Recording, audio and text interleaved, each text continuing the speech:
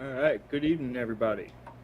I'm McGuire here with Birds the Word, checking in with a couple of my co-hosts here. I got Carrington,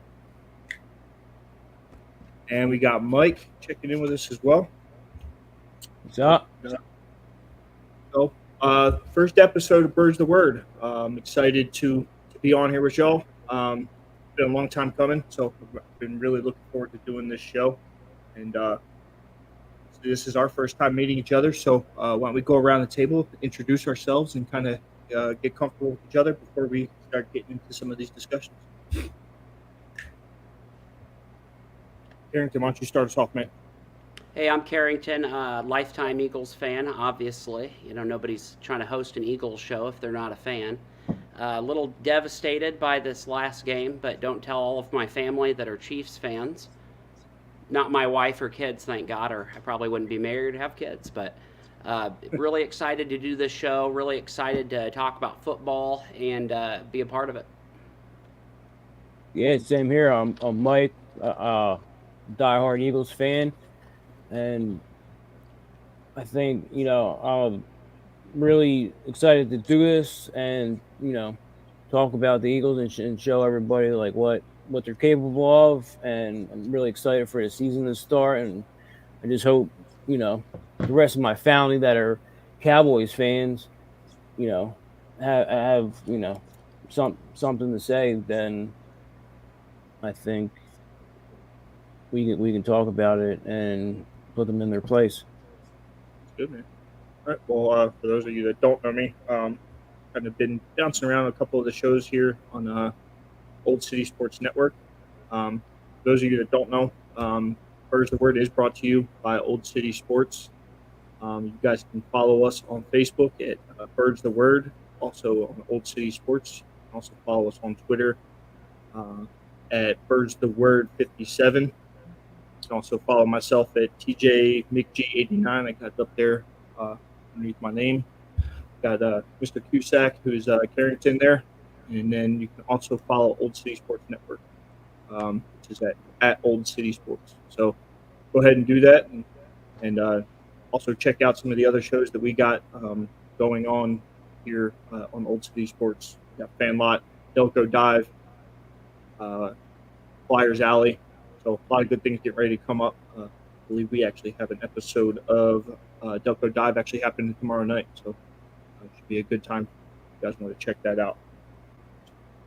All right. Well, that being said, I guess we can go ahead and get started on our first segment here.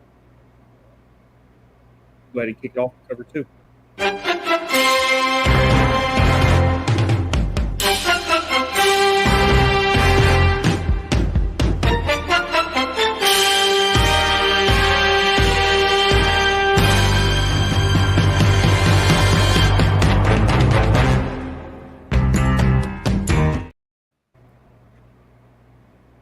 All right. So cover two is brought to you by Fanatics.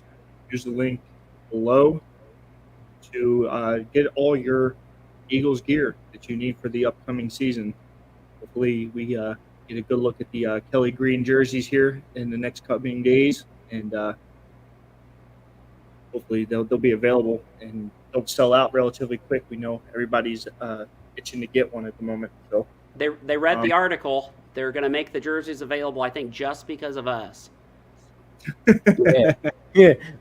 Monday, I think you can only get them at the link in the 3 Pro shops. So I hope they don't sell out because that's something special that the Philly fans will really appreciate. Yeah, no, absolutely. Shout out Fanatics for sure. Yeah, absolutely. Yeah. All right. So in this segment, I figure we'll cover kind of some of the things that occurred prior to the beginning of the season with the NFL draft. Obviously, the Eagles added some depth in some places. We kind of became the Georgia North, if you will, in regards to the nature of the players that we ended up picking up. So, kick it off, we'll talk about the first pick that we had in that draft, Jalen Carter out of Georgia. I mean, death taxes and Howie Roseman drafting a lineman on either side of the ball, right? I had my hopes up for Bijan Robinson. Obviously, it was a huge pipe dream. Howie, Roseman was never going to draft a running back, but Jalen Carter kind of falls in our lap. We make the minuscule trade up with the Bears, right? And all of a sudden, we have this dominant force in the middle. Yeah, I mean, I agree. Obviously, I think a lot of the legal issues that are being affiliated with Jalen Carter and the unfortunate accident and all those things were a driving factor behind his decisive fall in regards to this draft. But like you said, he fell in our lap. Yep. The fact that this guy was available shocked me. I was expecting him to go a hell of a lot higher. And then I think as the chips started to fall and we see Bijan fall off the board just right before us, I kind of saw the writing on the wall, kind of called it and said that was going to be where we were going to go. I'll be honest, I was a little dismayed. I wanted the offensive lineman out of Northwestern, and even he didn't fall that far down because I felt like he was going to kind of be that plug and play guy at guard that we probably needed at that time. But when it comes to Jalen Carter, dude's a freak of nature. I mean, in 21 and 22, obviously the Georgia Bulldogs ended up winning the national championship. This dude had 32 tackles, 3 sacks on the year, 2 forced fumbles. So he's getting at a ball carrier, and that's a lot to be said, especially when it comes to our defense, because that's kind of our bread and butter. So, Mike, what's your thoughts on Jalen Carter? I like him. He I was surprised that he dropped that far in the draft. I thought he was going to go sooner, like you said, but he, I think he's going to be a real asset to the team once he gets fully recovers from the accident and gets going. But they also grabbed Nolan Smith with the 30th pick, and he's another Georgia guy. So like you said, it's kind of like the Eagles are like the Eagles.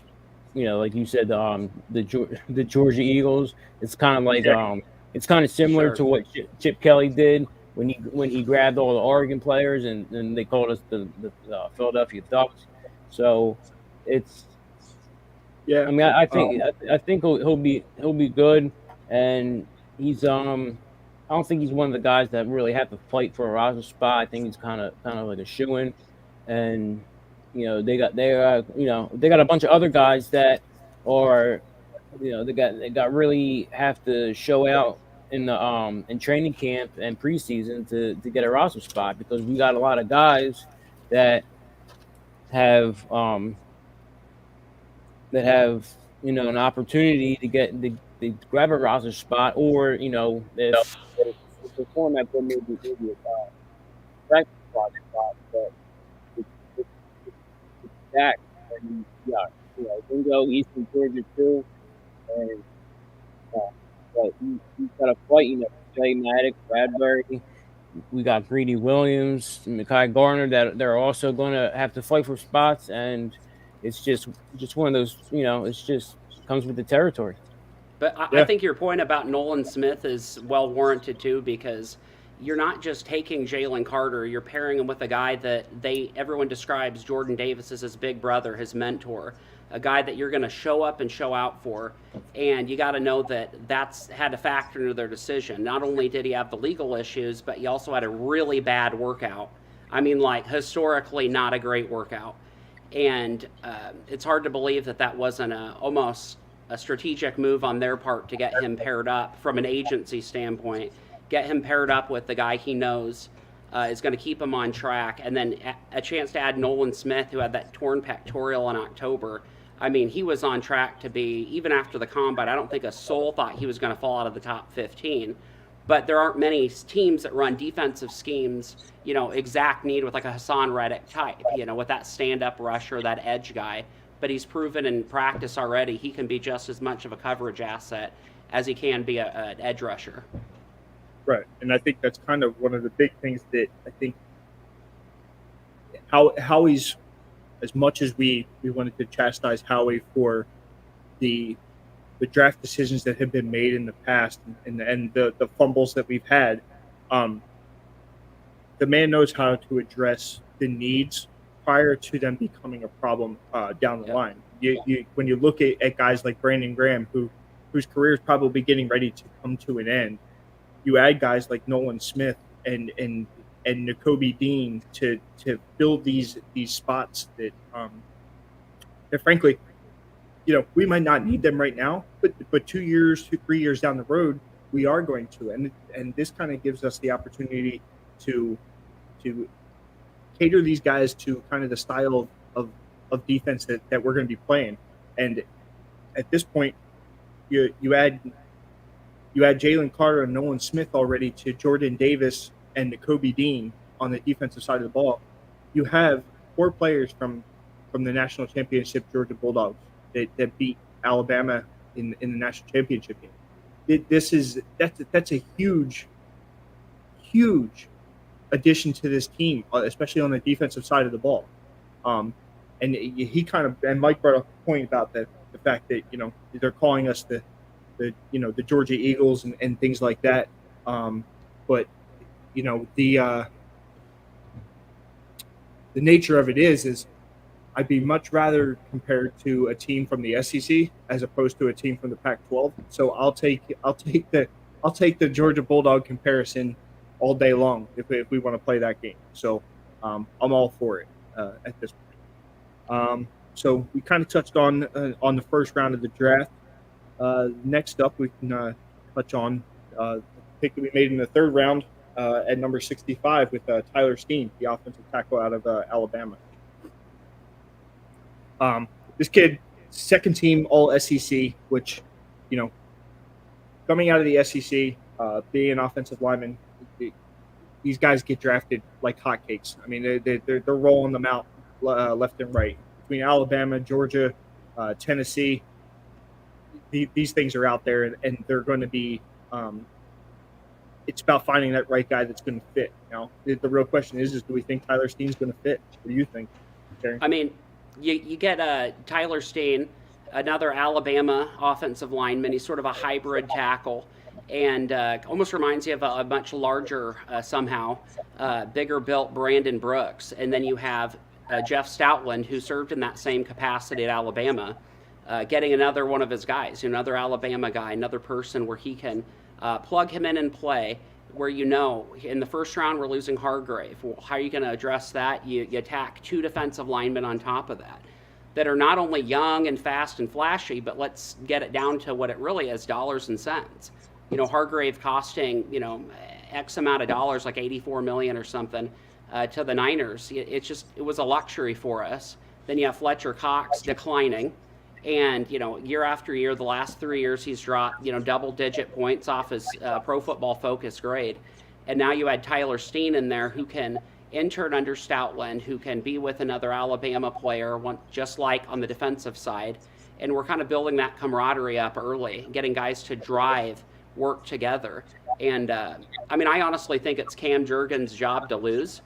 I can't see a world where Tyler Steen can come in and update his technique and his footwork in a quick enough manner to unseat Jurgens, who was a former, high school All-American tight end, who Scott Frost converted to center.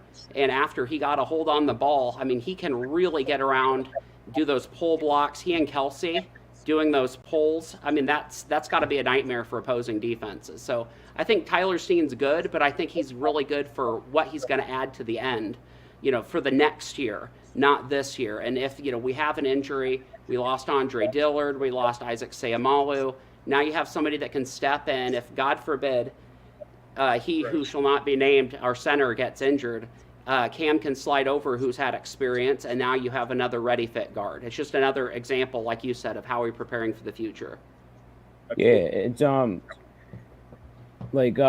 Tyler Steen was he was a good pick. I like him, another Alabama guy, and he's like you said, it's Jurgens' job to lose, but you also got it's like all these new young guys. They're gonna all have to work out together and get to know each other so they can build a camaraderie and have be clicking on defense because it's the 11th season for Graham, Kelsey, Cox, and Johnson, and you got what was it, Graham or somebody took a pay cut. One of them, Barnett. Barnett. Barnett. Yeah, Barnett restructured his contract. So I mean, they said it was, the people were skeptical, thinking like it might be a bad thing. But I personally think that he welcomed that restructure so they could keep the guys together another year, maybe two. And you got, like you said, Tyler Steen, but Tyler Steen, he's I think he's an underestimated asset. He came from Vanderbilt, transferred to Alabama, and he only allowed 2 sacks on 469 pass blocks in 22. So he's I think he's going to be one of the sleepers on defense that's going to rise really quickly with his performance. Absolutely. All right, so I think obviously we need to get into the next two players who I think were probably our biggest sleepers in the draft, especially when it comes to we obviously we all know we've had our problems in the secondary. So adding players like Sidney Brown and Keely Ringo. Keely Ringo obviously being another Georgia guy who is going to be a good addition. But I really want to touch on Sidney Brown, who I think is probably one of our better picks in this draft that not many people really attach to. I mean, this kid is a ball hawking safety out of Illinois. Now everybody's like, okay, well, it's Illinois. It's not really hard to be a ball hawker there, but this kid is a freak of nature. In 22, 59 tackles. He had 6 interceptions that year, and yeah, I mean this kid is he is a ball hawking safety and is a huge addition to the secondary that we frankly needed to address. Now, whether or not he's going to be that starter this year, obviously that's the discussion we're going to have later and talk through in our one of our other segments. But I think this kid was a huge addition to this team. Yeah, I don't think he'll be a starter this year, but I think if someone goes down and he has to step up, then he's gonna perform really well. Because in 22 he was first team all Big Ten with conference honors, and he had 6 interceptions, and he like I say, I don't think he's going to be a starter this year, but I think if someone, God forbid, someone goes down, gets injured, and it's his turn to step up, then he's really going to perform, and he's going to be a good asset to our defense, and right. He's he'll be good. It is we know that's probably going to end up happening based off of our track record. So the Eagle. I mean, unfortunately, it's always like Murphy's Law. Whatever can happen is going to happen, and when we're at a point in the season where we need to dominate, it's always we got someone that went down, we got someone that got hurt, but unfortunately, I think this year we got a lot of guys that are going to be able to step up. It's kind of like they're not starters, but it's almost like we got 2 lines of starters because we got our veterans and our usual guys that go in, and then if they're not going to be able to play 3-4 downs and they throw somebody else in there at a different position and they shuffle everybody around, I don't think it's going to be a problem. I think they're going to click. I think it's going to be a good thing for the team this year. And when we go and we have to defense, they say defense wins championships. So it's I think it's going to be I personally believe I think the Eagles might have like the interception record this year, and we're going to have a lot of games the opponent not scoring that many points. I think our point differential is going to be through the roof this year. Yeah, Carrington, what's your thoughts on Keely Ringo out of Georgia? Well, I think Keely Ringo also ties into Sidney Brown because they're looking at him more like a hybrid, almost a hybrid player, like playing in the box, playing dual roles. And I think that can be attributed to just what you're talking about, Mike, which is the extreme depth that we have, at least in even the undrafted signings. And you're seeing people want to come here from LSU, Mekhi Gardner, and you have Eli Ricks, who's former LSU, then Alabama. And it's kind of a theme happening here with Howie Roseman where he's looking at powerhouses, right? He's saying lines that play well together, defenders that play well together. And Sidney Brown's the same way. I mean, you have Devin Witherspoon on his team. Devin and Witherspoon is on his team. And Jartavius Martin, Sidney Brown. He stood out in a defense that had 2 draft picks that went above him. And I think if not for almost his diminutive size a little bit, he might have gone a little bit higher. But I think teams are a little kind of weary of that little size. But like Budda Baker has shown, that's been proven wrong many times. And then on the flip side of that, you have Keely Ringo, who has all the size and all the speed, the dimensions, who has agility problems. Check the tape on that, I guess, because yikes. I mean, I thought it was being played in fast speed, honestly, referring to the tape that just came out this week. It's a crock of shit. It's that's all them analytics and as Fanlot Phillies kind of pointed out, Georgia boys are going to hold it down for the Birds this year. Yeah, I think they're going to be the ones that are going to keep this team, especially on the defensive side of the ball, our heads above water when it comes to it. Yeah, I mean, Keely Ringo was the one in 21 that won the championship for Georgia with the interception and a 79-yard touchdown. Right. Yeah, you're absolutely right. All right, so we'll go ahead and get into the 6th round of the draft. And we'll talk about Tanner McKee, who is that quarterback out of Stanford that everybody was kind of like, okay, yeah. It's I kind of feel the same way as you there, Carrington. Obviously, we know he's the 3rd string quarterback. If he even competes at that level, but we'll see how this pans out.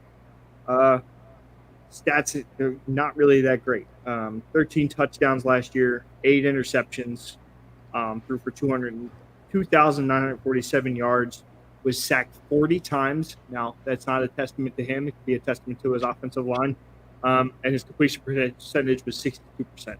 So nothing too impressive. I think, we might hear a little bit about him in camp, but I think outside of that, I don't know that the conversation is really much warranted in this regard.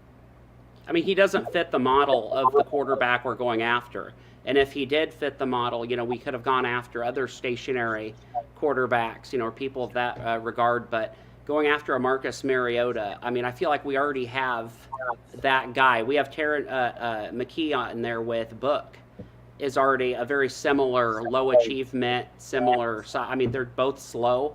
It's kind of hard to justify using a pick on a quarterback that probably isn't going to make the roster. Like, kind of reminds me of that Northwestern kid we took a few years back. Yeah, McKee. I mean, he's a big guy though. He's got traits of Nick Foles, and he kind of he's almost. I don't know if he's bigger or almost as big as Flacco.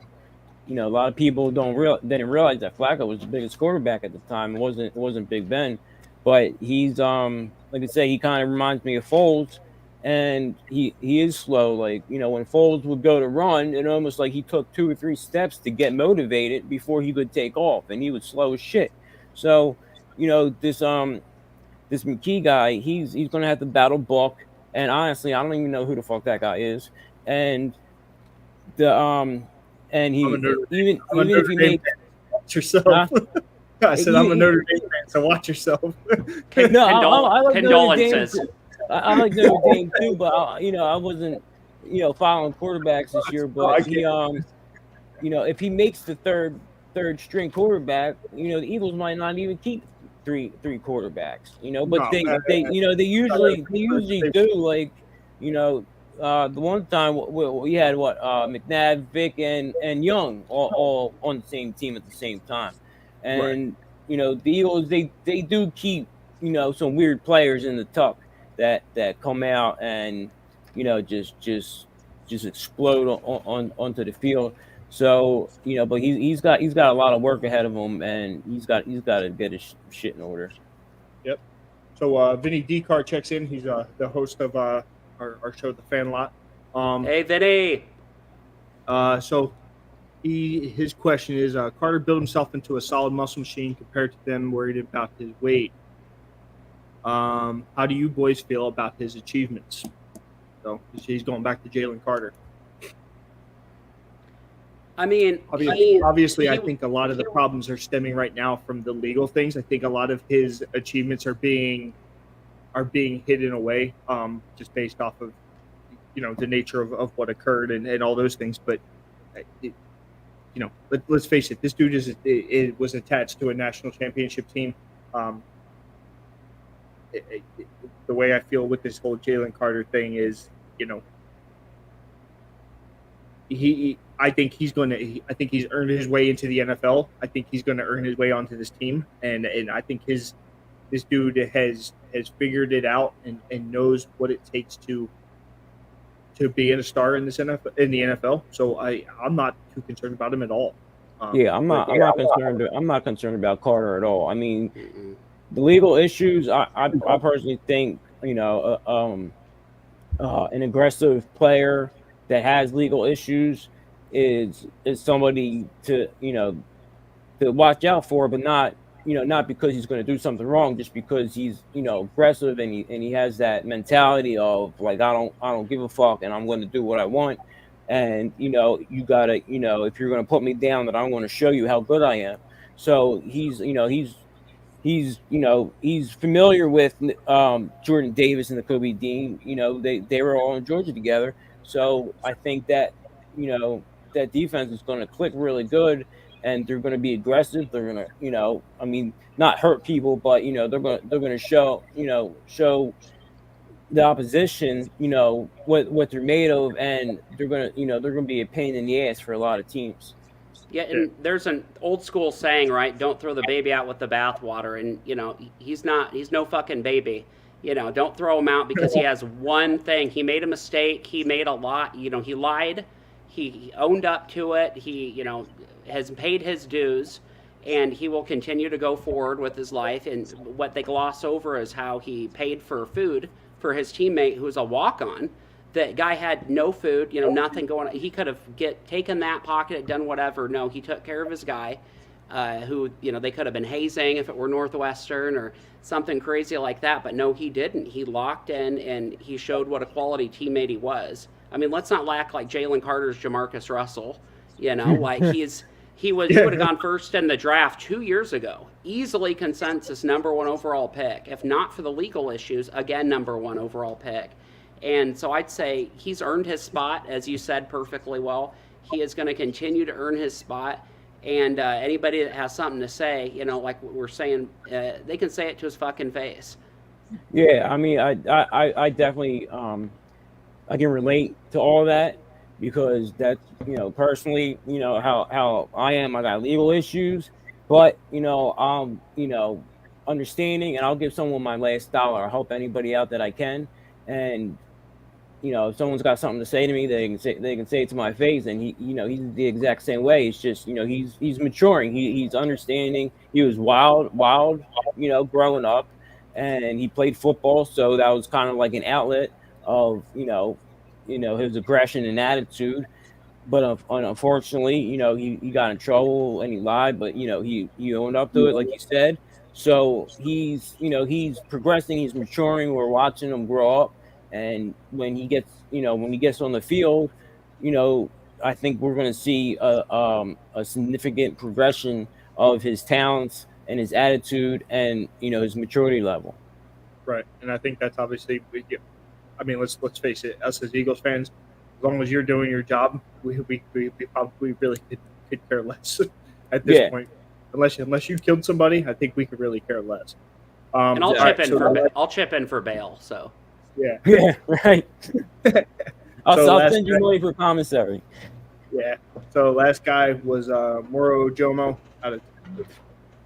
This kid's just going to be, I think, just a second or third string defensive end. I'm not anticipating this guy to be a significant player going forward, at least for another few years.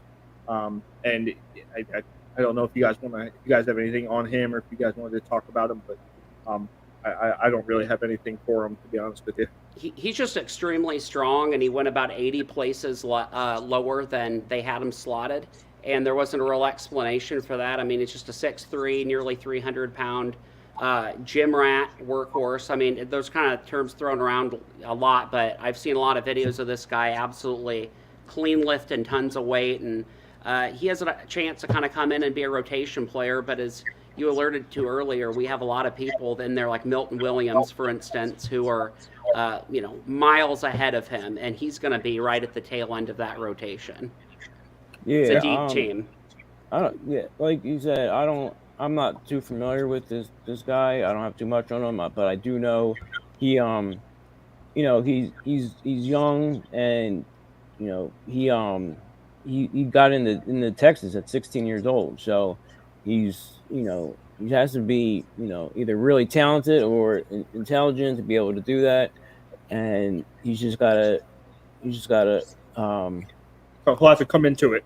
Yeah, he'll just have to put that into his work, and work his ass off for a spot on the team. And he's only been in the league since 2000, or in the country rather, since 2009. So yeah, he's from Nigeria. He's raw. He's new to football. People are, look at Keely Ringo, right? Also being newer to football. People are very wary of taking chances on people from the intellectual side, because you can be a freak athlete, but you can't outrun everybody in the NFL. You got to outthink and outrun them. Yeah, no, absolutely right. All right, so with that being said, we'll go ahead and get into our next segment, 4th and season. Trying to stop a 4th and 26 and in essence take over. Plenty of time. Down the middle, it's Mitchell. Where will they spot him?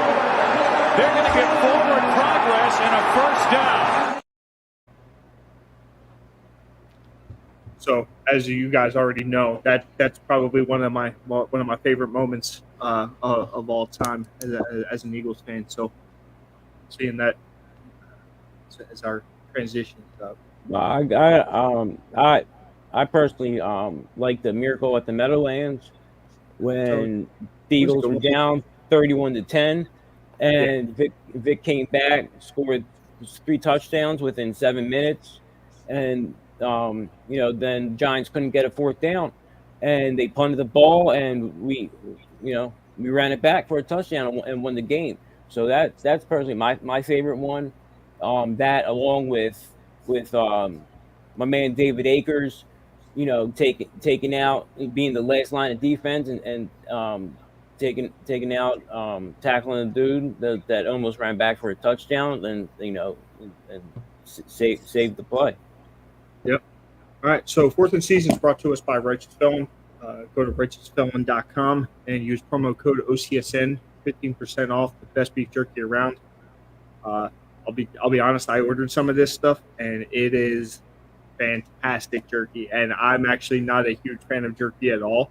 So me saying this is a big testament to this. So for anybody that orders over $50, your shipping's free for that jerky. So if you guys haven't checked it out, I definitely highly encourage you guys to check it out. It's absolutely delicious. All right, so this particular segment, we're going to start talking about some of the battles that we're going to be seeing here during camp, or are already being talked about. First one that probably would like to highlight on will be the offensive line battle. We kind of alluded to this already. We added Tyler Steen out of Alabama, and this guy is a plug and play guard, plug and play tackle. He's a dynamic offensive lineman. Let's just call that what it is. And obviously, we know what Cam Jurgens was originally drafted for. Everybody anticipated that Jason Kelsey was going to be out the door. and Cam Jurgens was supposed to be our shining star, our replacement, and things have obviously shifted ever so slightly because Jason wants to get one more while he's here in Philly. So I mean, who can blame him to come that close and fall that short? I'm kind of glad he came back, but we have a problem at guard, so it needs to be addressed. So, Mike, what you got on this Cam Jurgens and Steen battle in camp? What you thinking? I mean, after Salamalu signed with the Steelers, there's between Jurgens and Tyler Steen at right guard. I think Jurgens will enter the competition as the front runner after Philadelphia selected, Dean. And I really don't have too much. He's a he's a dude at Alabama. He's versatile enough to play guard and tackle. But I think it's Jurgens. I think it's Jurgens is gonna take the spot. I mean, like you said earlier, it's Jurgens' job to lose, and I think he knows that. So I think he's gonna step up more than we would think. I think we might underestimate him, but I think he knows that he might be out soon, so he's gonna try to. I mean, he might try to battle for a good season to maybe sign with a different team and get a bigger contract or something like that, or try to get something extra out of the Eagles. But I think between Jurgens and Steen, I keep saying Dean, it was Steen. I think Jurgens is gonna win. I think he's gonna have it. Carrington, you kind of touched on this in your article the other day that you put it up, man. What you got on this? So Cam Jurgens, right? I'm a Nebraska fan, so I'll take the hate mail to the left. But he started off, Cam Jurgens. I own everything I say, good or bad, right or wrong. And I was not the biggest Cam Jurgens fan when he was a center. I mean, he was launching balls as a freshman to outer space, and he was the first one to work on snapping. Go through all that stuff. And so when the Eagles drafted him, I kind of had fan goggles on in college a little bit. But when you look at the intangibles and you sort of break it down, Lane Johnson said that, Isaac Seumalo was the most unappreciated or underappreciated player on the offensive line. And that's Lane Johnson, right? So that's really high praise coming from a guy that's kind of looking to have him be the bookend right on the side. And Cam Jurgens can really create space. He really creates pressure in the run game at the point of attack. And Tyler Steen, he's much larger than Cam Jurgens, but as we've seen with Kelsey, size isn't everything when it comes to that, right? Technique is huge. Speed is huge. Getting to the play first, pulling quicker, taking on some of those linebackers and safeties, which is what he's going to be doing in those pull plays, is got to be way bigger. And then Steen, while I love him as a future guy, I think he's a Lane Johnson replacement in the future. I don't think he's a guard or center. He just lacks the functional strength to get the push at the point of attack, and that doesn't really scream guard or center to me. What that screams to me is that he's interning for Lane Johnson, who probably will play, a couple more seasons, and, 2 to 3. Yeah. Because he just signed a deal, but I think he said it's like 2 or 3 years he may end up playing. And, the success of our team. You know how he does with the restructuring and all that crap. So, I mean, you never even know what the hell's what's on their mind anymore. Yeah, so. We're still paying Brandon Brooks, this year, I think. So, not $9 million or something. So, I think Jurgens is the fit. Okay. So, we'll go ahead and get into the next conversation. At slot receiver, you got Quez Watkins, who's obviously been on this team for the last couple of years and has not exactly carried his weight per se, but yet he's still here. He has these flashes in the pan of greatness that we all love to give him kudos for, but then he'll turn around and do something stupid. So obviously we'll leave that to up to the season.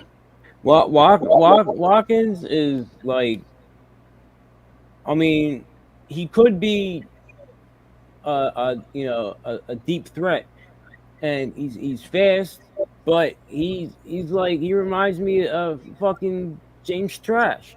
He, you throw him a 60-yard ball, he could be wide open to score a touchdown, and he'll fucking drop the ball, and Right.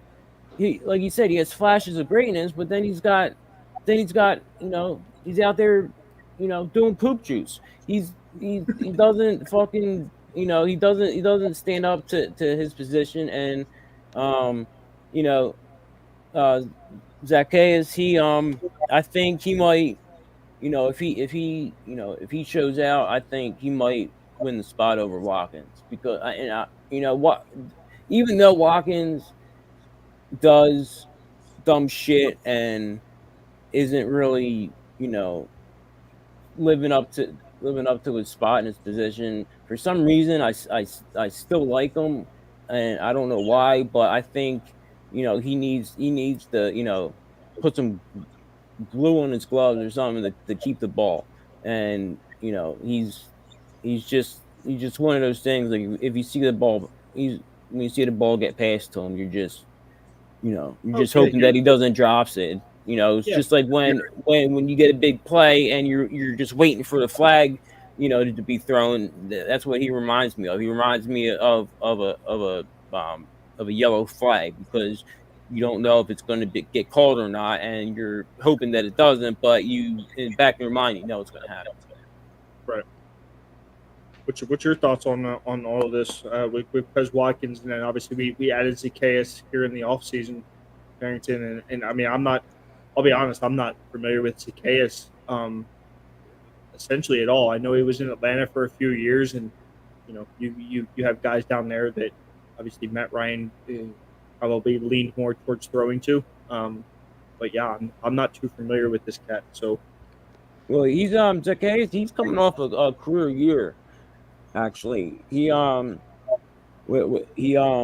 think he had something like 40 catches for like almost 600 yards, 550, something like that, and like almost 20 touchdowns, somewhere between 15 and 20 touchdowns. I don't have the exact stats in front of me, but I know he just had a career year. So if he brings that to the table this year with the Eagles, I think he's going to win the slot receiver spot over Watkins.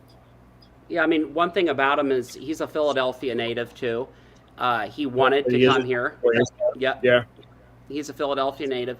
So he had, 6 or 7 more receptions than Quez, but about 150 or so more yards, and he had half of the drops that he had. And Quez, like you said, you just look, and it's almost impending doom, and I think some athletes get into their head, and maybe a sports psychologist would be a good thing. My wife says a regular psychologist would be good for me. So I think in that same capacity, like Quez just, he is in his head. He's got physical tools, but look at Dry Archer, you look at John Ross, people that can absolutely just dead to rights burners. It just takes more than that. You can't just be fast.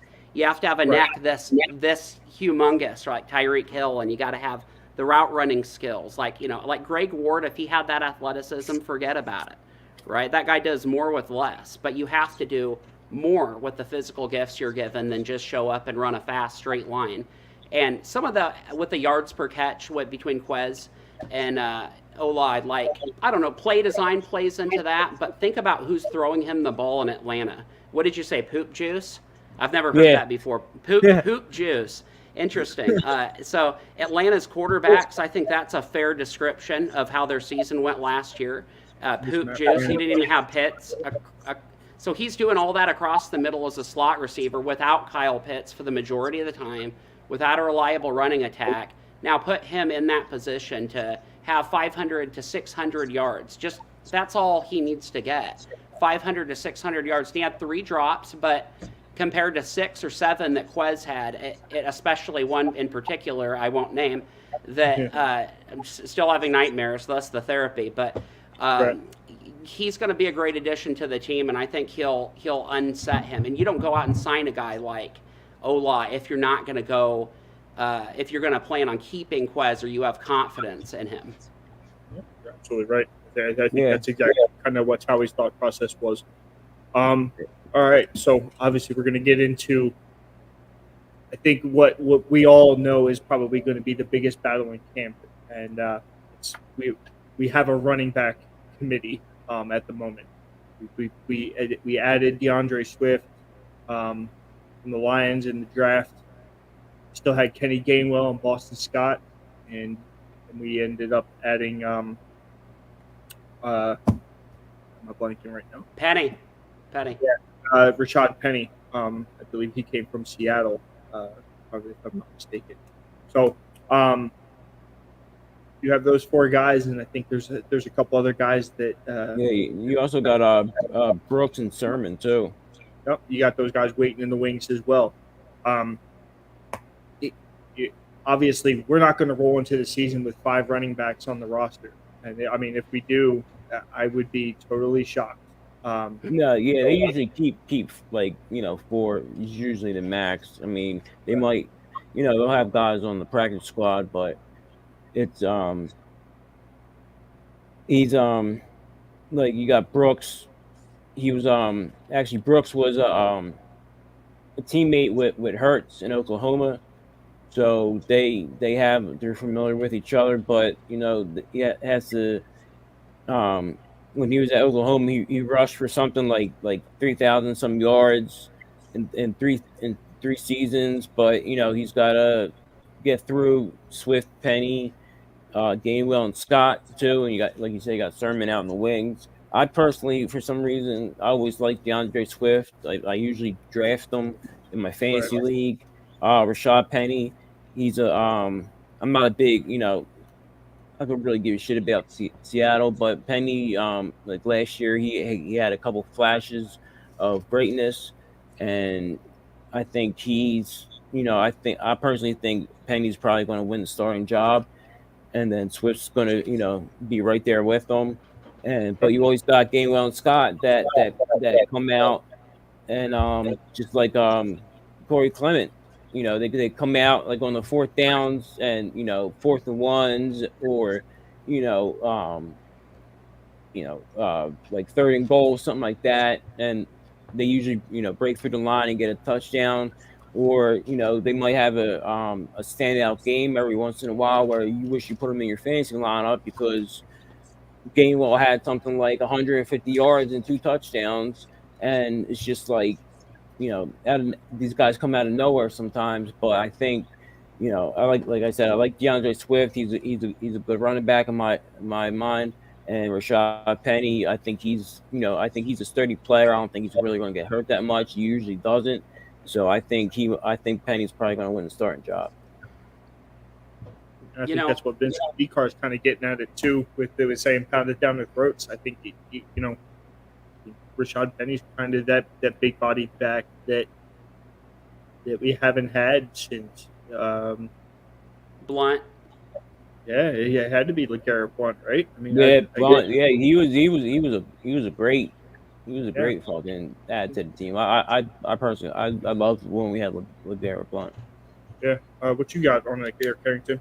So if you look at, I think it shows that even with draft mistakes and personnel issues, that Howie Roseman is a fan of history and he's okay learning from his mistakes, because we won the Super Bowl. We had LeGarrette Blunt, who's more of the Penny, right? We had the Ajayi, who is sort of more of the combo, pass catching guy. We had the Corey Clement. We had the ghost of Darren Sproles. So we had, who was the smaller guy, right? And also a good giant killer.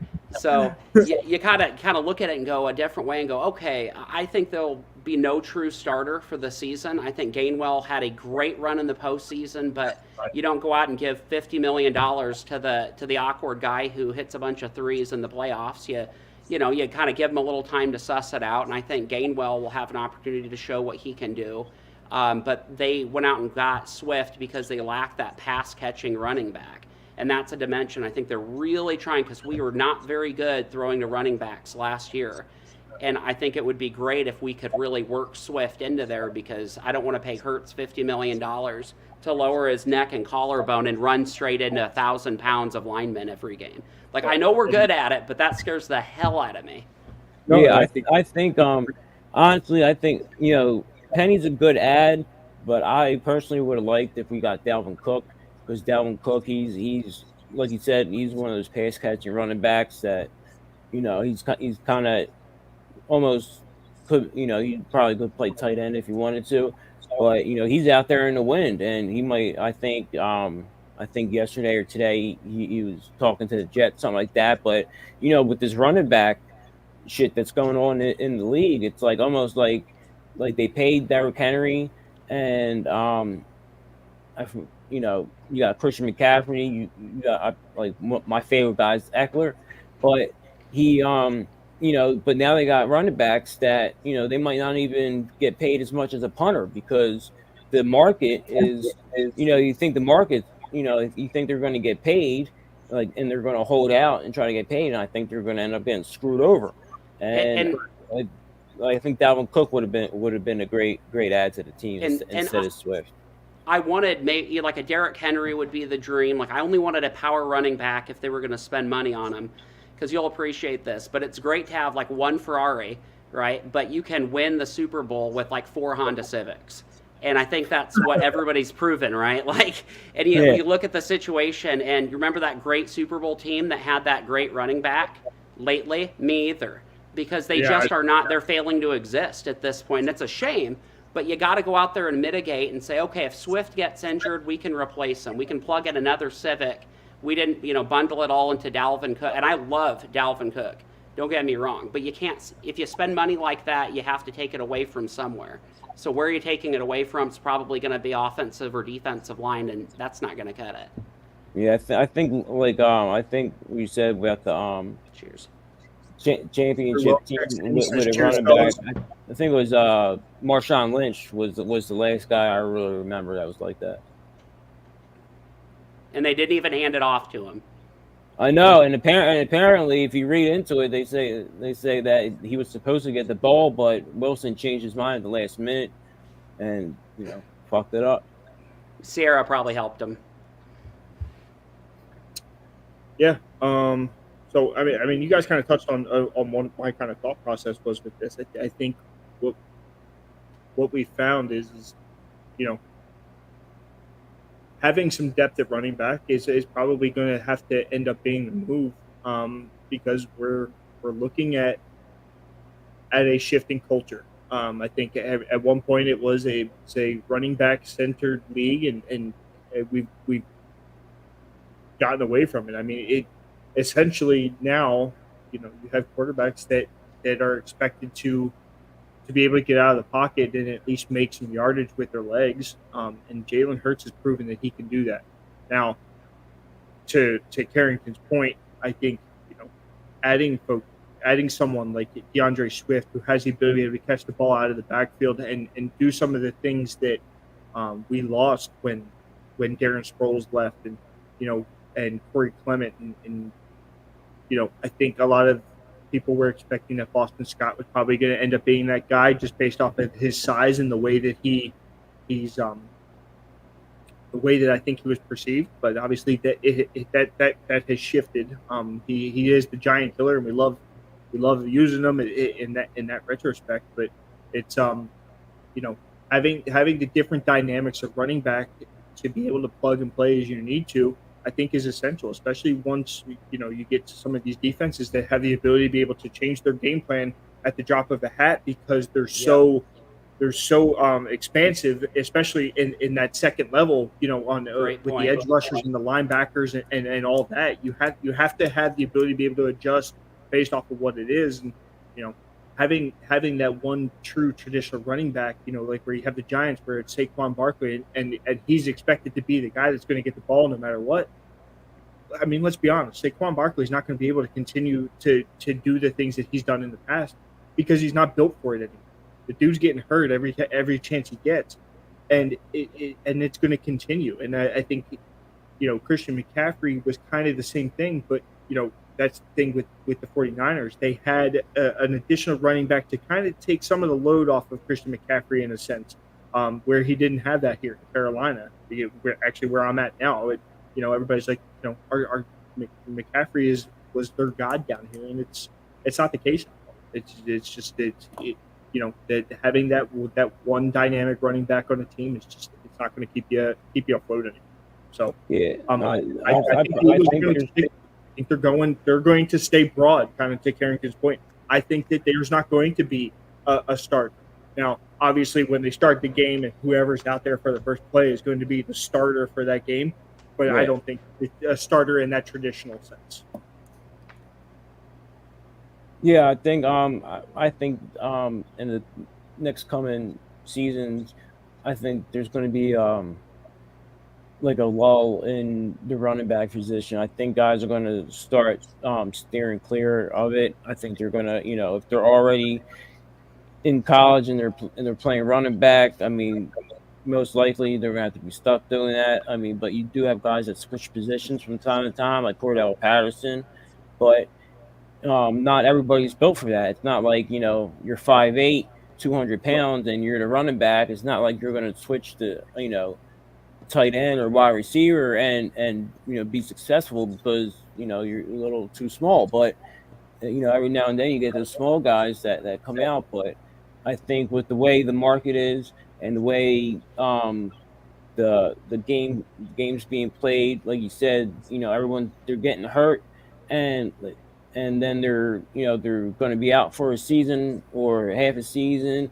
and then they're expecting to get paid. And I think, they're not going to be paying running backs that much in the future. And I think the guys that are succeeding now and that just got paid, I think they're going to probably be kind of like almost like the last of the Mohicans.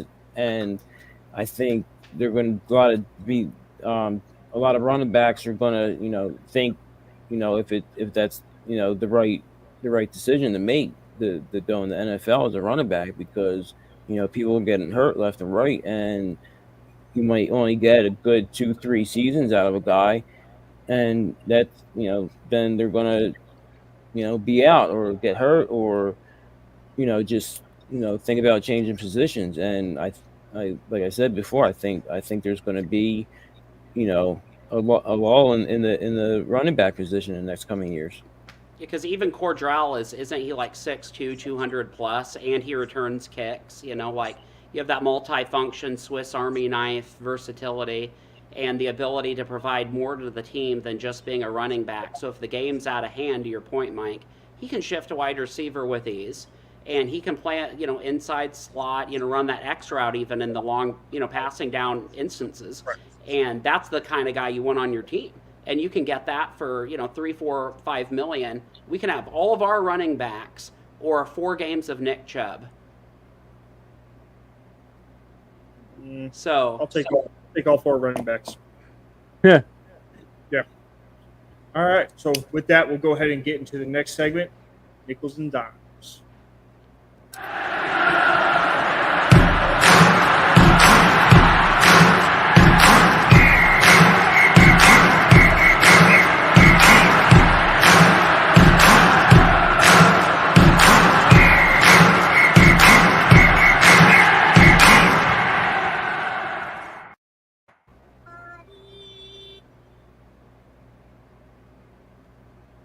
Alrighty, Nickels and Dimes is brought to you by Outlaw Mile High Beer.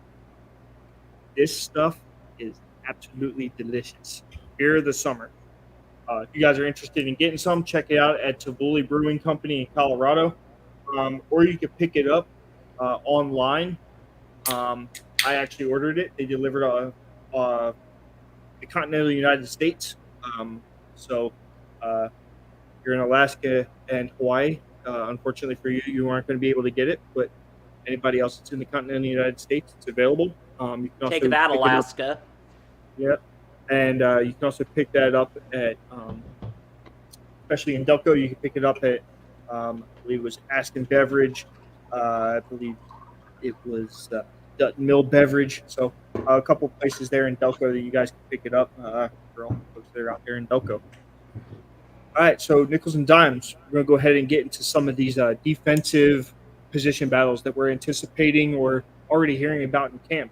And the first one that I think we kind of hit on it a little bit earlier is the battle at safety.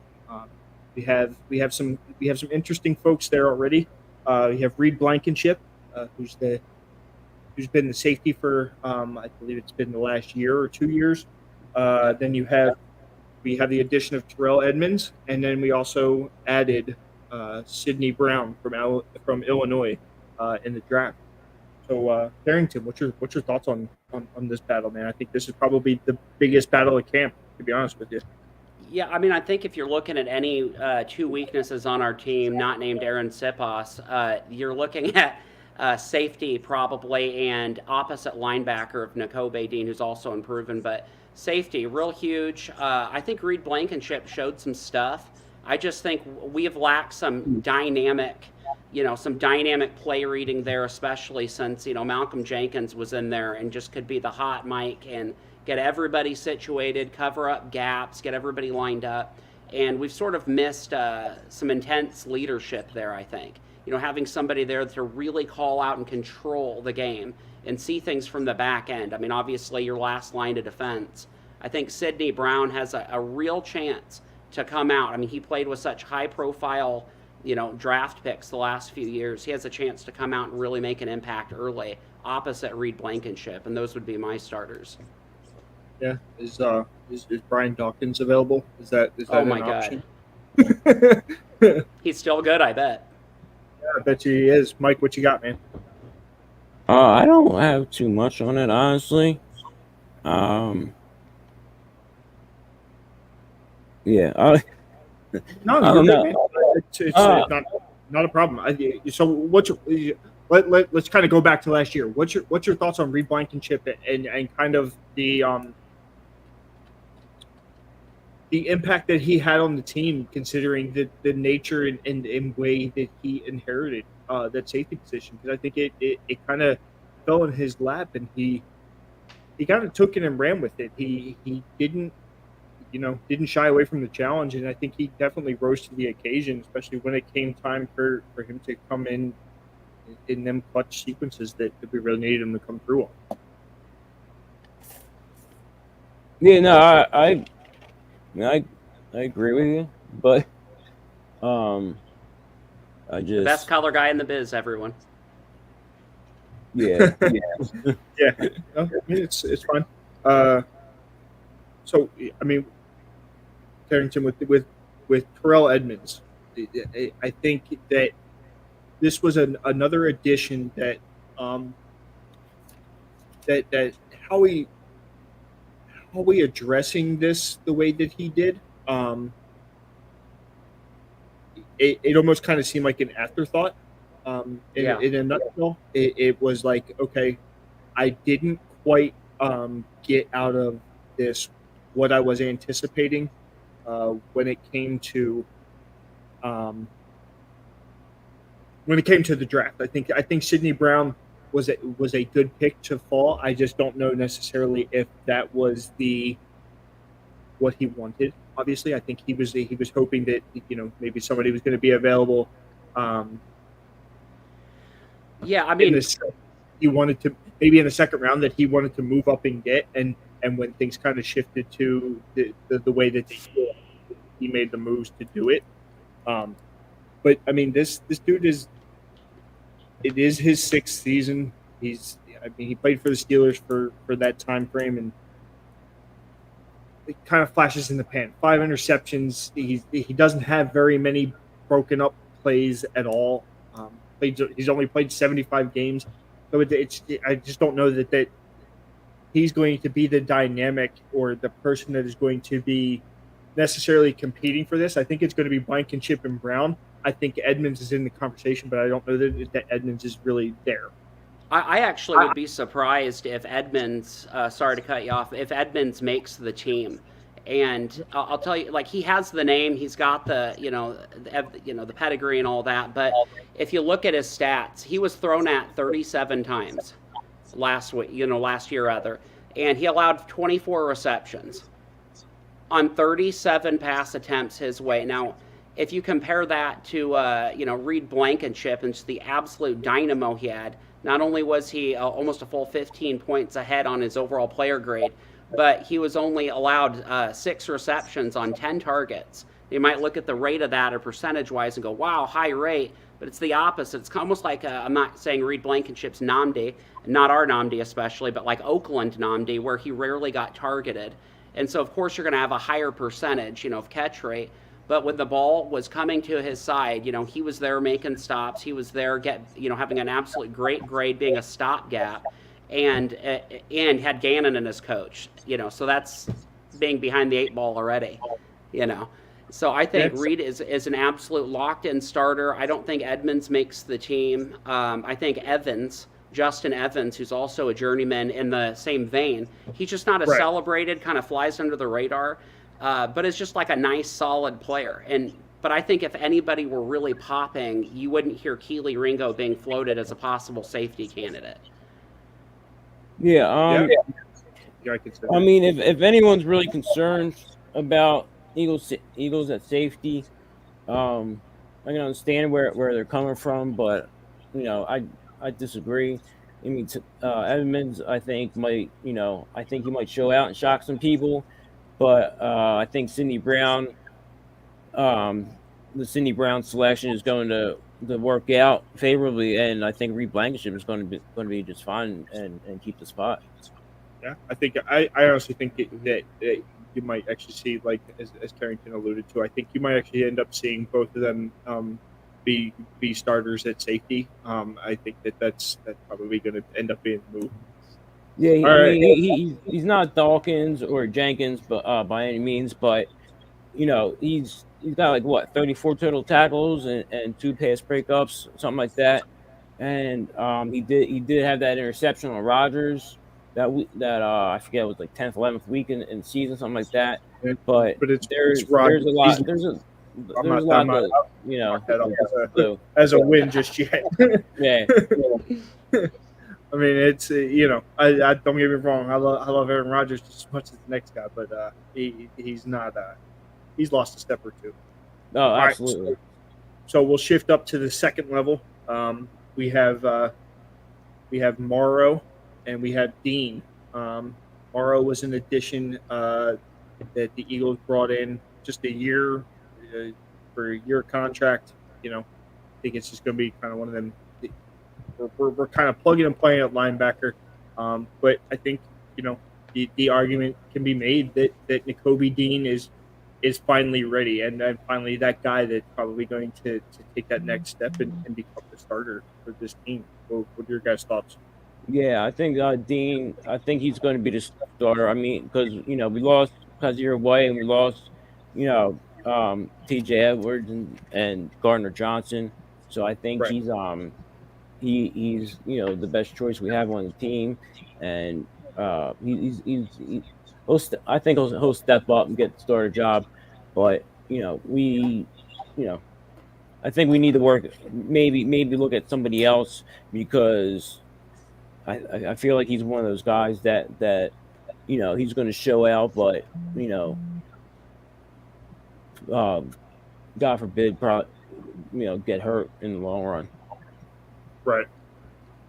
What about what you thinking about this whole thing? So, Nicholas Morrow, he is one of the kind of Justin Evans, Edmonds type fill-in player, but people kind of overlook him. So he almost had 1,100 snaps last year for the Chicago Bears. He didn't miss a single snap, didn't come off the field. Bears were in a lot of dreadful defensive positions because of how tremendously good Justin Fields is, let's say. And he was second in tackles, I think, and 11 with tackles for loss. I mean, he was really all over the field, was a great kind of as they say, a fill-in player, but he's really a better than a stopgap. I mean, it just feels disrespectful for a guy who was on the field absolutely every single play, and 116 tackles. I mean, that doesn't come out of nowhere, and he can really, really hit the gaps. He can also play special teams, he's shown, and likes to play special teams even when he's playing defense. And on the flip side of that, you have Christian Ellis, who, he's really coming up a little bit. I mean, he's one I didn't mess with, which is one I didn't mention. But yeah, I mean, he apparently he shocked and showed out at OTAs. So, yeah. I mean, we had his brother on the the team too. Oh, do we? I don't think he's going to have trouble tracking people down. I think he's going to be, he's going to disrupt a lot of plays, and he's going to, I think, like you say, he's really going to show out.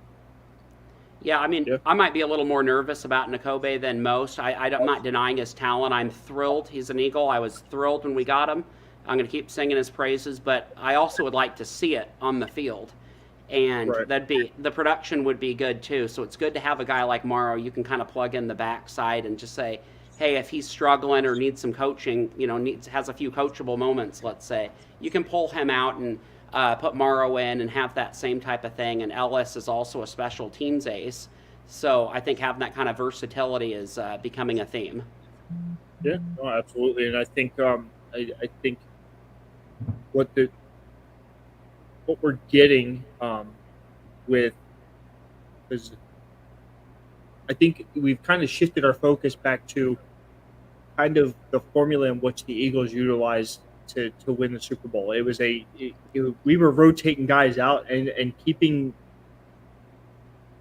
the rotation fresh, and I think it presented a challenge for a lot of teams to try and figure out exactly what it was the defensive scheme was that the Eagles were doing. And I think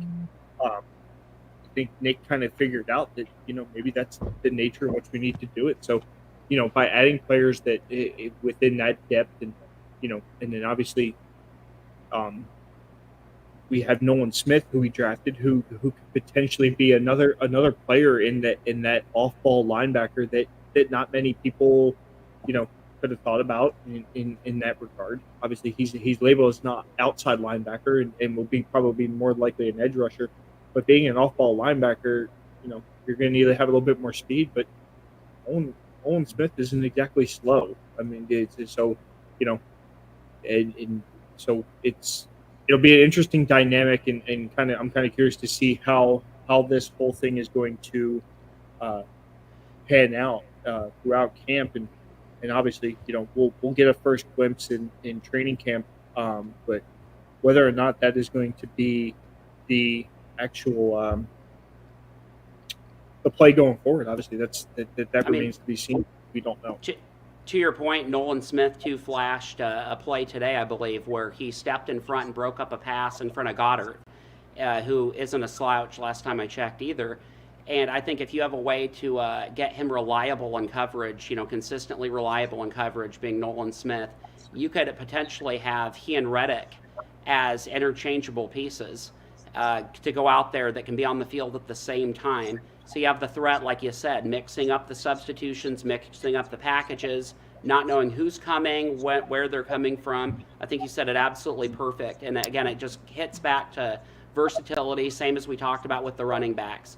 Getting back to the formula that works, which is not putting all your eggs in one basket and ending up in a Derrick Henry, Ryan Tannehill situation. Yeah, no, you're absolutely right. He dropped off. Okay. Well, we'll press along there, Carrington, because I'm not sure what happened there. Obviously, we're going to shift into our first level, and I think this is kind of where we have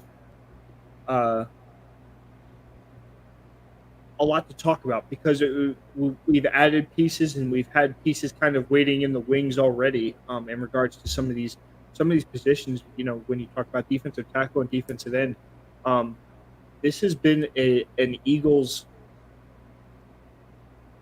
kind of bread and butter part of their bread and butter part of their team for the last 2 decades, almost 3 decades. I think Jimmy Johnson kind of started that mold and really put the focus on the defensive line and what was required for the Eagles team to be able to get after it and get to the playoffs and even make it to these championship games and having these players where you have Carter and you have Cox, and we obviously we have some other great edge rushers and things like that potentially could be a defensive end and things along those lines. And hey, Mikey's back. Hey, no, he's not.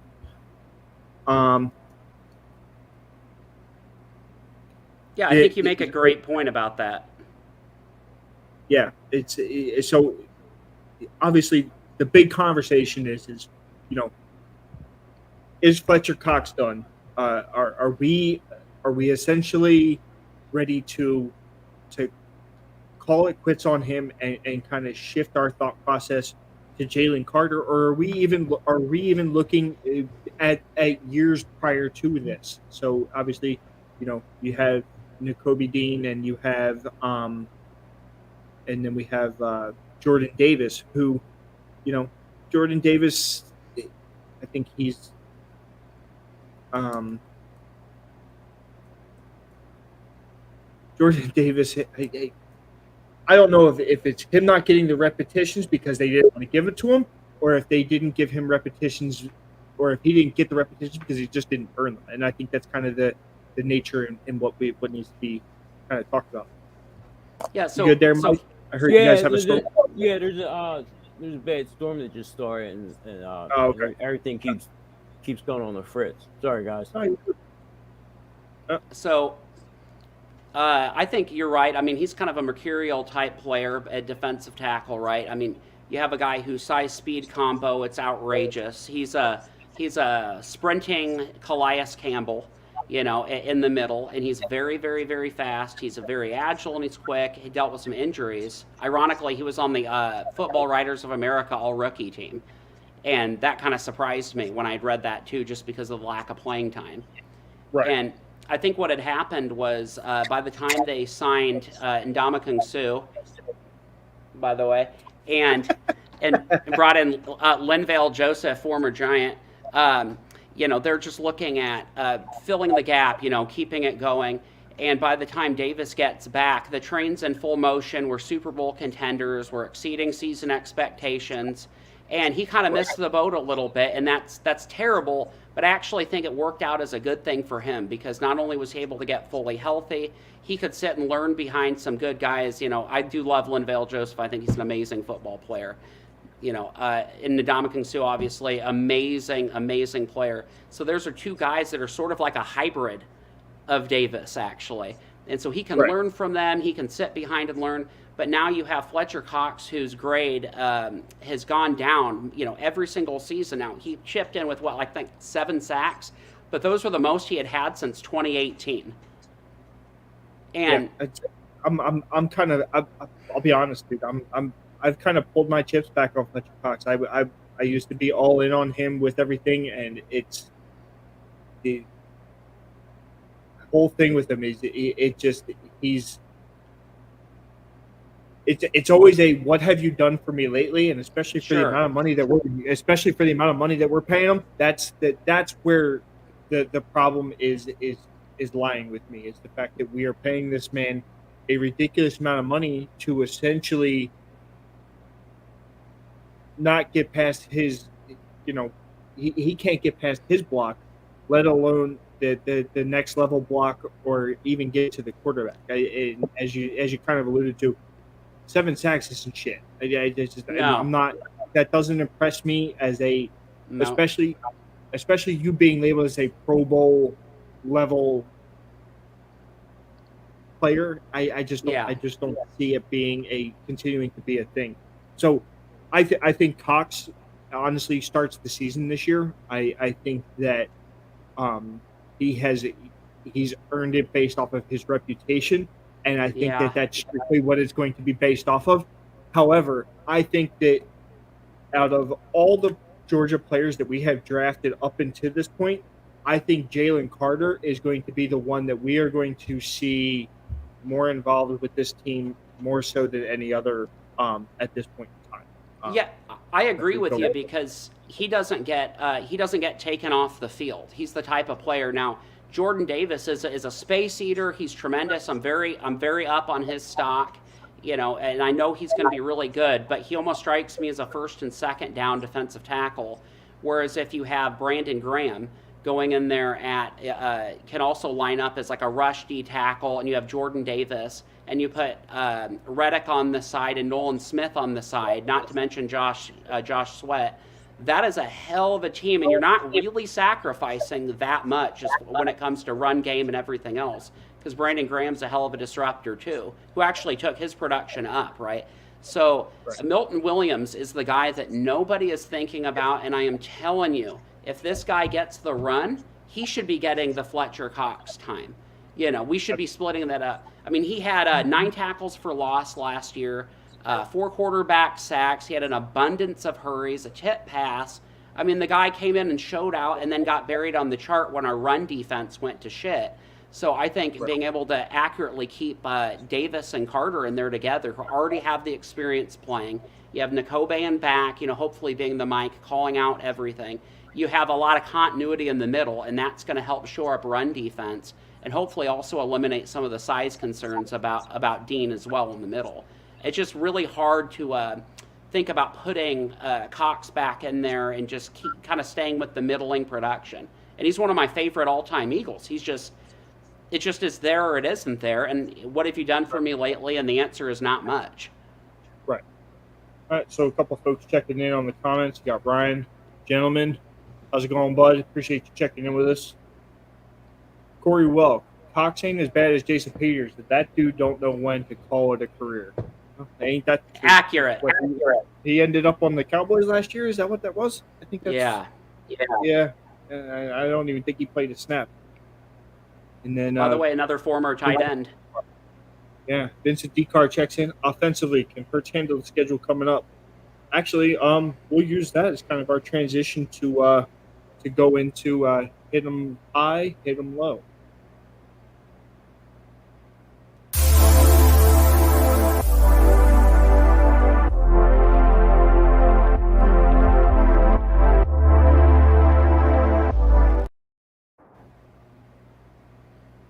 Yeah, can he handle the amount of, the schedule coming up? I think it's going to be crucial to lean on that running back by committee because Hurts, he just doesn't need to get hit that much. You don't need to have your franchise quarterback getting absolutely tattooed on every 4th and 1 or 3rd and 1. Right. All right, so Hit 'em High, Hit 'em Low is brought to you by Diet Smoke. Get the best Delta 8 gummies. Use OCSN for 15% off your first order at dietsmoke.com. So, Hit 'em High, Hit 'em Low. This is kind of going to be one of the segments where we're going to discuss what we're seeing on the front of Vegas and what we anticipate and what we see coming out of each of the games each week. But since this is our first show and we kind of have an opportunity to look at the season ahead, we'll discuss some of the things upcoming with the season. So right now, Eagles over under wins on the season. We're looking at 11.5 from Vegas. So Carrington, you're kind of the betting guru of the three of us. So why don't you go ahead and touch on this a little bit, man? Well, that's what my bookie says anyway. Just kidding. But I think the Eagles can surpass their win total if one big thing happens, and we already touched on it, but Jalen Hurts stays upright, and they transition from more of the just automatic quarterback sneak to just getting some running backs in there, being more efficient. Passing the ball to the running back with DeAndre Swift is going to be a really huge thing. But I think if the injuries, they come out or he comes out hobbling and, we're going to get smoked for a few games just because we have the toughest number 1 rated schedule in the league. We play a lot of playoff teams. We play a lot of road games. And, we're in a tough division already with, some team in Dallas is okay, I guess. But I think we can go over the 11 wins, 11.5 wins, rather, as long as Hurts stays upright. Yeah, I mean, I'm inclined to agree with you. So I went through again today after when the schedule had originally came out. It was kind of like, okay, let's kind of see what we got. But and actually, one of the comments actually kind of states where I'm at. I'm at 13 wins on the season. I think that we easily get 13, and that's taking into account some of the tough part of the schedule that we're going to have coming out of that bye week. We have Kansas City, we have Buffalo right after the bye week, and obviously that's going to be tough. And then both of our Giants games are going to be on the back end of that season. I think it's like there's a week separation in there between the two, playing at home and playing away. And I think we also play the Cowboys on the back end of that schedule. So I actually had them going 9-0 rolling into the bye week, because bye week's going to be in week 10. So, I think we easily get to 13 wins without even batting an eye. So the fact that that it's only 11.5 was kind of surprising, considering I think they said that we are either the number 1 or number 2 toughest schedule in the NFL this year.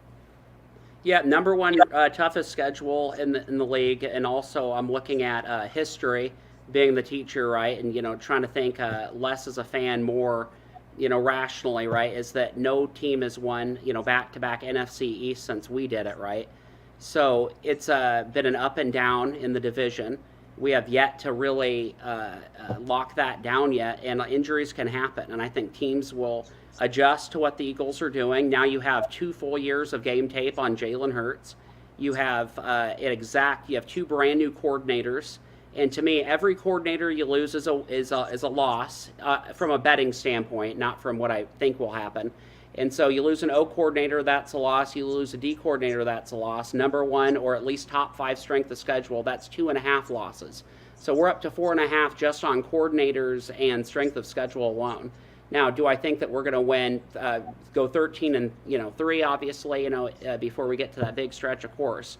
But betting wise, I think I would err on the side of caution and say no more than 12.5 to make sure.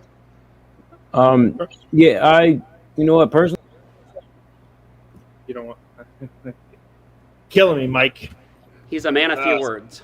Yeah, he is. So we're going to go to the comments here. So Ryan's checking in again. Says long pass defense and coverage downfield from the secondary is fine. Eagles linebackers allowed a lot of short, quick passes on crossing routes and across the middle last year to teams knowing they had to get rid of the ball quickly. That will be another issue from the linebackers this year. So I'm kind of, I don't want to crack, or I don't want to say that that's going to be the case, especially considering we have a new defensive coordinator. We're not sure the nature of what the game plan is. This guy comes from a really strong pedigree as far as a defensive coordinator goes. So I think that he's going to change, obviously, the way that the players play in 1 year? No. Do I think that he can change the way that they operate? Absolutely. I think that his thought process, Desai is not a schlub when it comes to being a defensive coordinator. This is one of the guys that, honestly, coming into it, I was super excited about the fact that he was available and out there for us, because of that pedigree. So I'm not necessarily worried about the linebackers, especially with the additions that we made and where we made them at. What are your thoughts on this, Carrington? I mean, his system is very similar. It wasn't a surprise to me when we went after him, because his similar is not at all that dissimilar from Vic Fangio, right?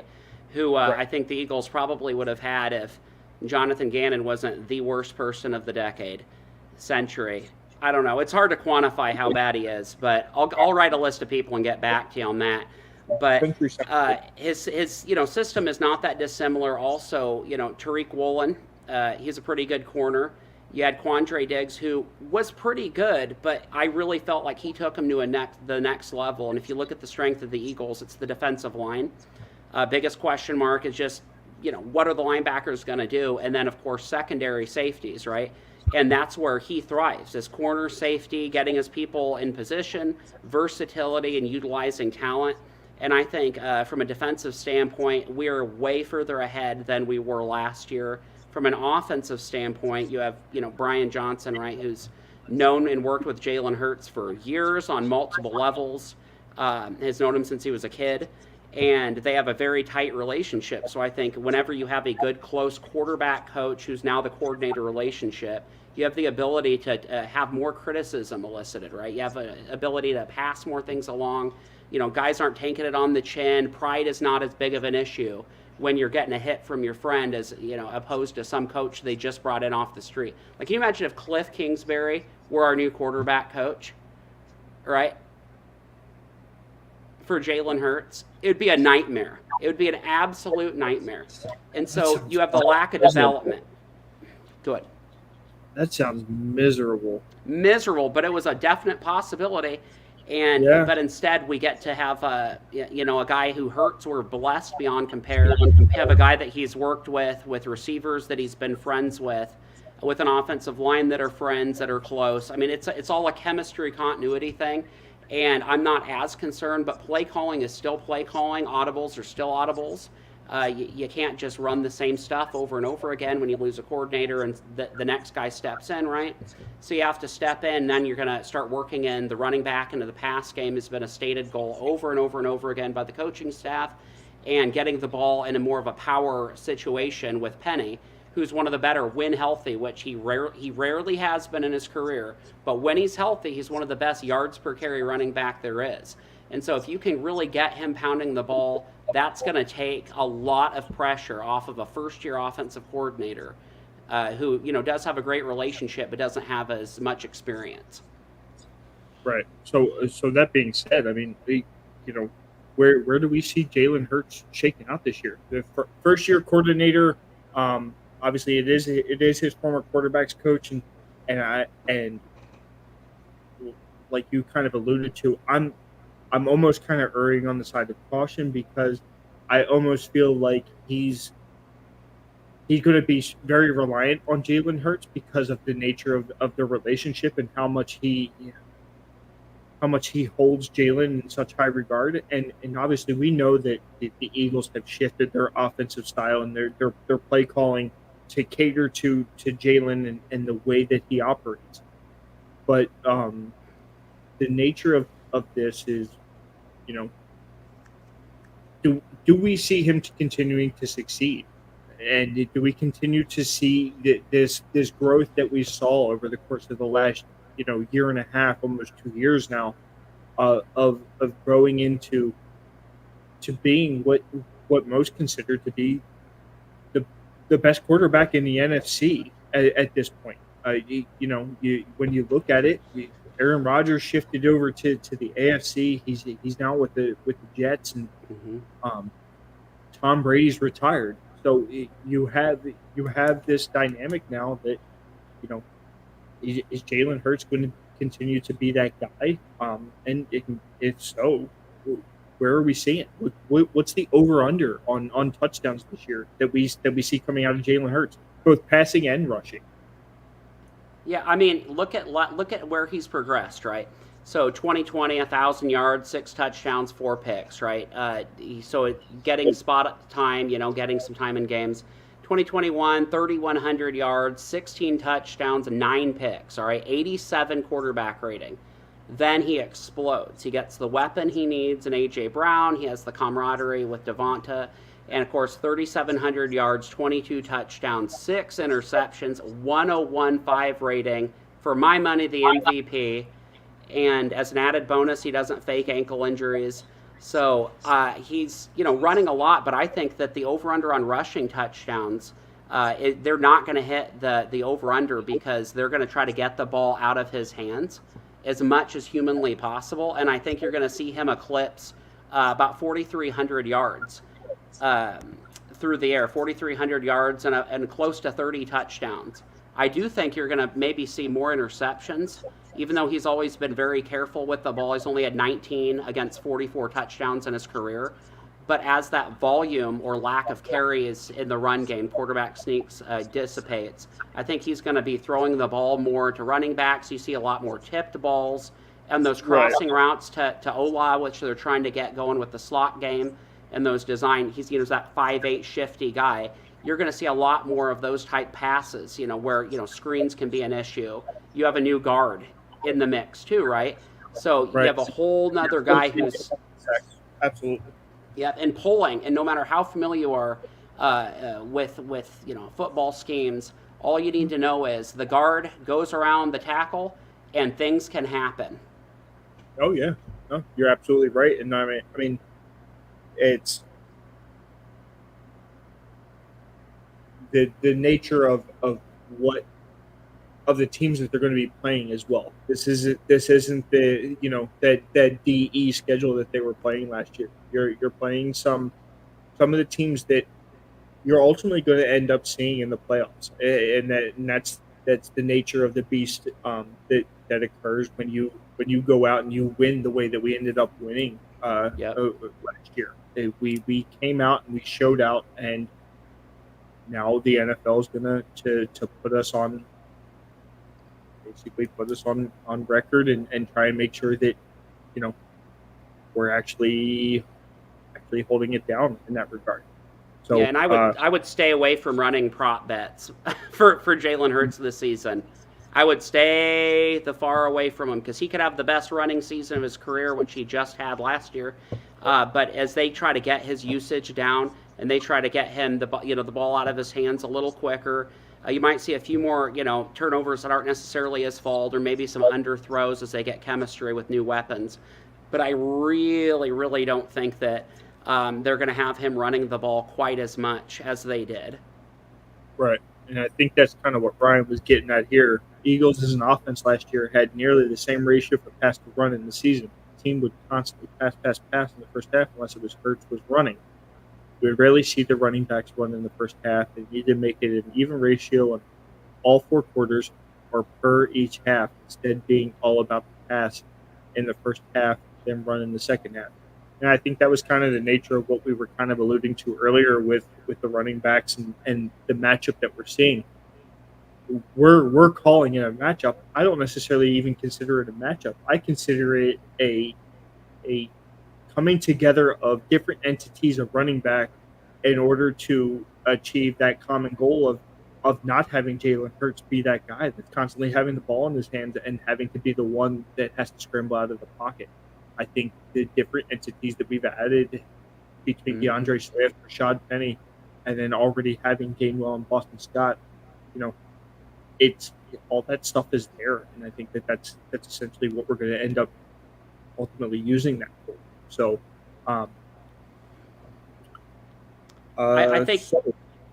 Oh, sorry. I think another part of that too is sustainability and just logic sustainability, right? So you're looking at 760 yards rushing. He had 784 before. I think the year before, mainly out of necessity, and he had more touchdowns because of sneaks and other things. But I think keeping him healthy is obviously the first order, but I think you can't sustain that. I mean, the NFL proves that if you try to do that, you're going to get chewed up and spit out. And he is a special quarterback, but I think it's best not to spit in the face of everything, big guys like Cam Newton and other people have shown us when it comes to durability. Yeah, no, I mean, I think you absolutely brought up a good point, and not saying that Jalen Hurts is necessarily as arrogant as somebody like Lamar Jackson, where they think their juice is worth more than their squeeze. Because I think that Jalen Hurts, what Jalen Hurts has is a leadership dynamic, and honestly, I think that he has a chip on his shoulder. I think that the stuff that happened to him in Alabama and him having to transfer to Oklahoma and the whole Tua Tagovailoa situation and all of that stuff, I think it created a different thing with him, whereas Lamar Jackson kind of was may have been spoon fed a little bit, and then obviously he thought he was worth more than obviously what he ended up ultimately being. I mean, obviously they paid him now. Do I think that it's going to pan out for them in the long run? Absolutely not.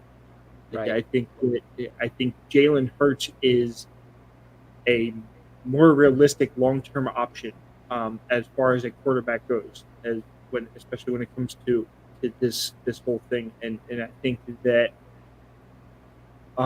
we would be remiss in not, obviously everybody's there's always an opportunity for people to take a step, and obviously our hope is that does not happen. We don't want to see any regression whatsoever. Right. However, I wouldn't be surprised if we did in some regard, but that's why you kind of build these teams the way that you build them, and you figure out a way to have them be cohesive enough to be able to pick up the slack from one another whenever that nature comes around. So, and you made a great point about naturally matching up on defense and offense. I think it's the same way, where it's chess, not checkers, and some natural pullback is a sign of a good, healthy offense that can go. We don't need to pound him into the pile against 1,500 giant defensive linemen every play. We can get a running back. We can get we can utilize a new. They picked up a slot receiver. They've been very aggressive at vetting a second tight end, another really kind of untalked about position battle. But they've been really aggressive about looking for that next guy at tight end.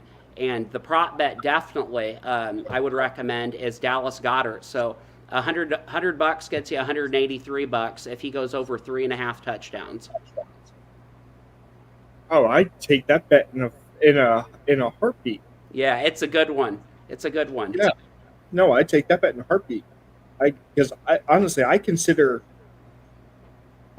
Dallas Goedert in the top 5 tight ends at least in the NFL, like easily. Right. Obviously, you have guys like Travis Kelce and things like that, but for Dallas Goedert. And the nature of hats off to the Eagles in this regard.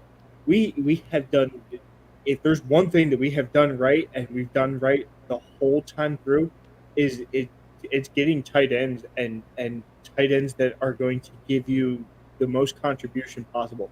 And it goes all the way back to Chad Lewis, all the way up until now. I mean, they are great about getting the guys that are sure-handed tight ends that have the ability to be able to make that big play impact.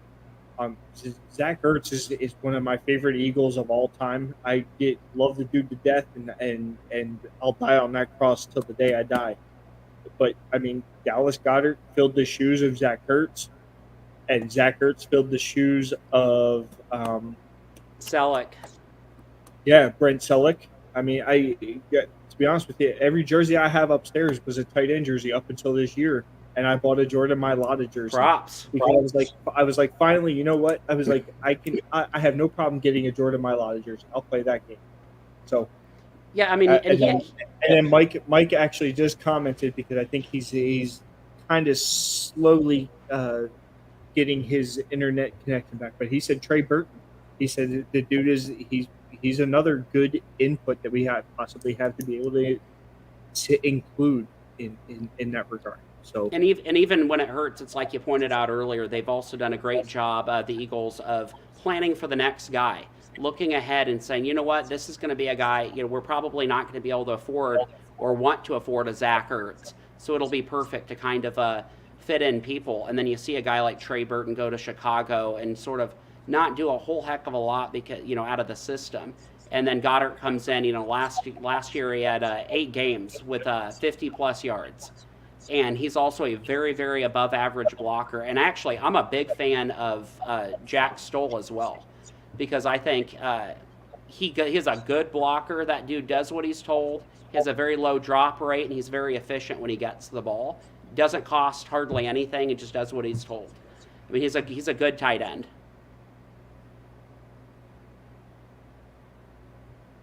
Corey Welk makes a comment, 3.5 touchdowns. Where do I put my grand bet? I'll message you, Corey. I got you. Ryan Swope asked, who will be the first slot receiver? We kind of touched on this earlier. I think we've all kind of come to the consensus that we think it's going to end up being probably Zacchaeus, just based off of the fact that we think it's Wes Watkins is kind of flash in the pan things for us, and we'll see how things shake out. But obviously, I think we all kind of came to the consensus that it might be the case. And he also made a comment, Eagles really need a better all-around kick returner, punt returner who can run and make moves and make the other special teams look silly. Covey is just really good at catching and not fumbling the ball, but that's all. Can't run to save his life. Yeah, I mean, it's one thing we haven't talked about, and I think that's probably something that we would definitely need to bring up at the next show, especially as this stuff transpires and we figure out, how things are transpiring in camp. Because if I remember correctly, did I see that we actually added that kicker from or punter from Kansas State? Was Ty Zentner. Yeah. I mean I think that's huge. I think and that's not something that we even got to really talk about. But I think the fact that we added this cat that is going to be a great replacement for Sipas. God, I hope so. I mean, you say dreams come true, but then you hear about adding a punter, and you just know it's going to happen for you, right? Like he's a good combination guy. He also kicks field goals. I don't know if you knew that, but he kicks field goals as well. And in a team that we're just lauding for its versatility, I think having a kicker or a punter that can also be a kicker is a really good or underrated type thing. And the fact that he's not Aaron Sipas is also another benefit. Yeah. I mean, and he had a rough camp, but he's starting to turn it around on day 2. Well then, I'm all in on the punter kicker then. That's what everyone's here for, punter competition content. Am I right? Yeah. Well, it says, and that's kind of what we're getting. That's the comments. Well, it dropped off a little bit, but I think like looking at the kicking punting competition will be a really good thing to look into. Having Ty Zentner come in and like push Sipas for competition at least, and having him as a backup kicker for Elliott, who's been very, very steady. But I think we were all sweating when our kicker went down, good old reliable Elliott. And we were all sweating it a little bit. And then we looked into it and we were like, okay, well, I think it's probably time to invest in some quality backups, Right. Yeah. We're crossing our fingers, hoping to God it happens, So yeah, no, absolutely right. All right, so I think that's going to actually kind of wrap it up for our first show here on Birds the Word. Appreciate everybody coming in and checking us out. Go ahead and pull up our. So once again, Birds the Word is brought to you by Old City Sports Network. Be sure to follow us on Facebook at Birds the Word and Old City Sports. Also check us out on Twitter, Birds the Word 57.